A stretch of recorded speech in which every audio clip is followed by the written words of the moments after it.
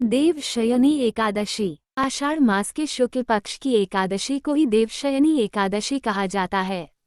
इस एकादशी को पद्मा एकादशी, आषाढ़ी एकादशी, प्रबोधनी एकादशी और हरिशयनी एकादशी के नाम से भी जाना जाता है।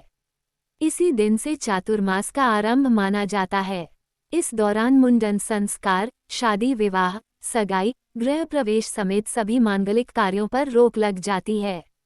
इस दिन से भगवान विष्णु विश्राम करते हैं और पूरी सृष्टि का कार्यभार भगवान शिव को सौंप देते हैं।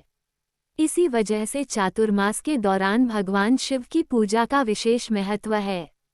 ब्रह्म वैवर्त पुराण में देवशयनी एकादशी के विशेष महात्म्य का वर्णन किया गया है।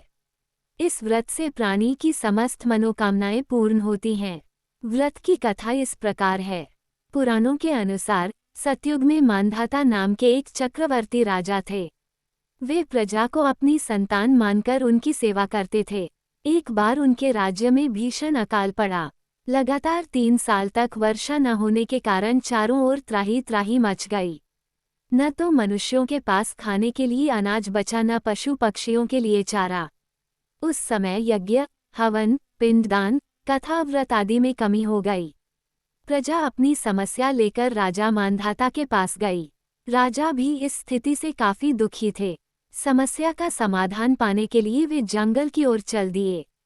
जंगल में चलते हुए राजा मांधाता ब्रह्माजी के पुत्र अंगिरा ऋषि के आश्रम में पहुंचे। ऋषि ने राजा के आने का कारण पूछा तो उन्होंने पूरी बात सच सच बता दी और इस समस्या के समाधान के बारे में पूछा।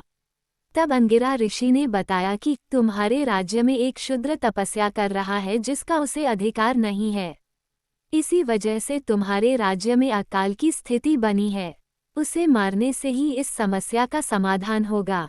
लेकिन राजा मांधाता एक निरपराधी शूद्र को मारने को तैयार न हुए तो अंगिरा ऋषि ने कहा कि यदि तुम आषाढ़ मास के शुक्ल पक्ष की एकादशी का व्रत करो तो भी तुम्हारी समस्या दूर हो सकती है।